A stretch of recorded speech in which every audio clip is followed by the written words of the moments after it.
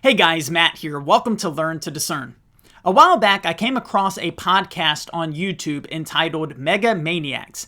And this podcast is done by a former employee of World Harvest Church named Robin. And she is speaking about her experiences working for World Harvest Church and particularly for the senior pastor there, Rod Parsley. So Robin is sharing all sorts of stories about what the work environment was like.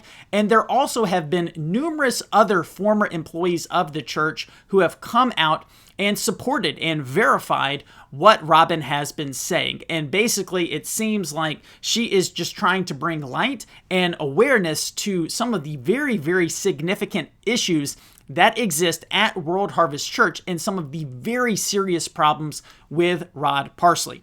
When I was watching some of these podcasts, I came across a clip where it was recorded audio from a meeting at World Harvest Church being led by Rod Parsley, where he was just berating one of his employees. And it seems like, based off of the testimony of Robin and these other former employees, that this is a very, very common occurrence. It seems like Rod Parsley leads his church with a lot of power and a lot of aggressiveness and a lot of anger.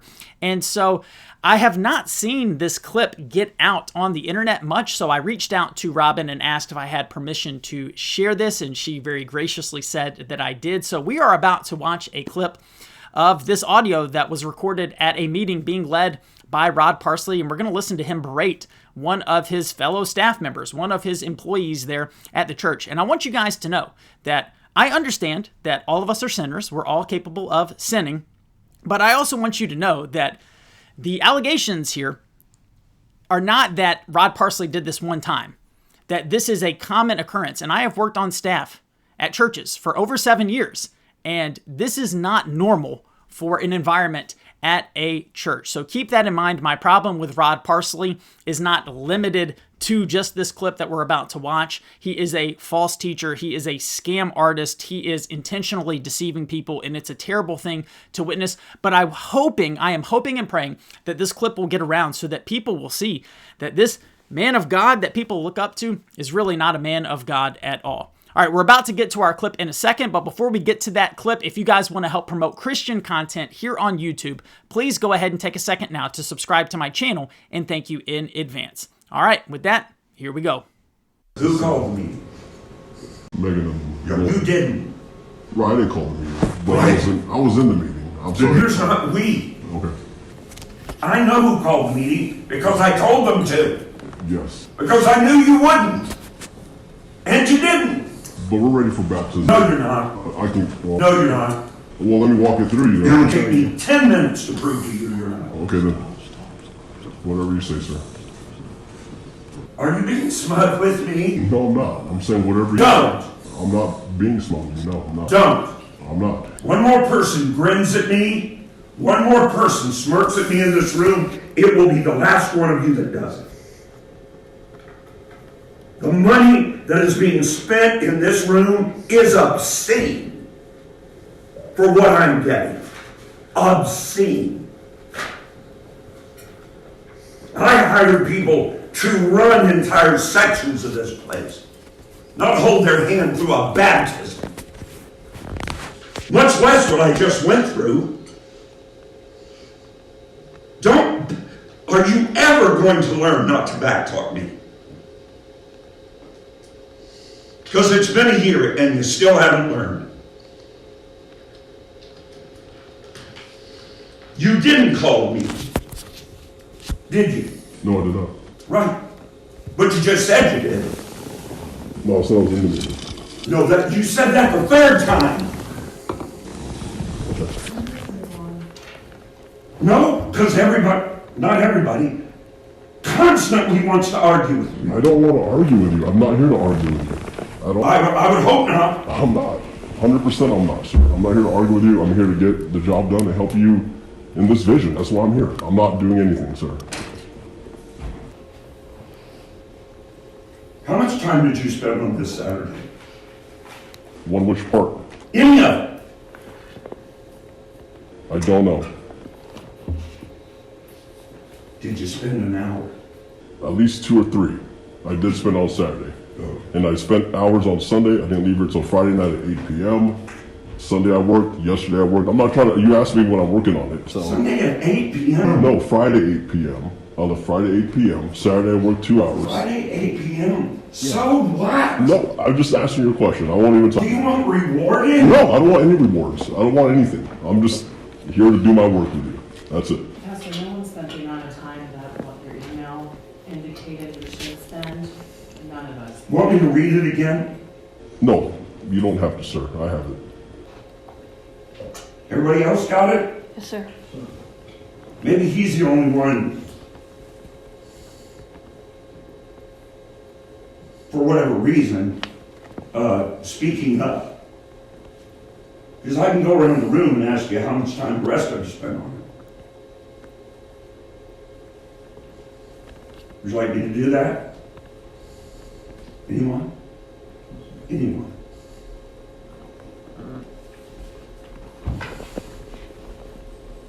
When you start listing out hours, you're on the wrong side of the track. I'm not listening. I'm not doing that, sir. That's not You what, just did that's it! not what I was trying to do. Pastor, I'm not trying to do that. He was attempting to answer your question of time spent. Again, let's just move on. Let's just move on. I'm so weary with it. I can't live. I'm so weary with it. I don't understand. You are where you are. You need to just try to get through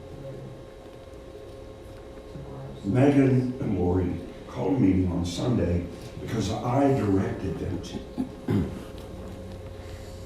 Is that clear? Yes, sir. I sat down and wrote this. Is that clear? Yes, sir. Why should I have to do that? You should not have to do that. Add up the salaries in this room. Like you said, it's obscene. Beyond obscene. So we're either going to perform to that level or we're going to do something else. All right. I'm ready to hear about baptism. Thank you. Do you want to start with marketing or follow up or? What I wanted to know is how many of these 18 people that this other so-called department here has made such a god-awful, screwed up. How could you plan anything so stupid? All right, guys, so while it is disturbing to see Rod Parsley treating one of his employees in that manner, I do have to tell you that I really wasn't surprised by it. I have followed Rod Parsley's ministry for a while now, and on top of the fact that I have known that he clearly has no idea how to rightly handle God's word, he's a false teacher, and on top of the fact that he clearly is scamming people to acquire great sums of wealth for himself, it has not been hard for me to imagine that he would be somebody who is prone to anger and having a very quick temper. You can see that in his demeanor on the stage, and even at times the way that he talks to people in his congregation. I mean, he says things to people in his congregation that are insulting, that are very inappropriate to be coming from a pastor. So it was not really surprising to see this. And as I told you guys before, this is not normal behavior.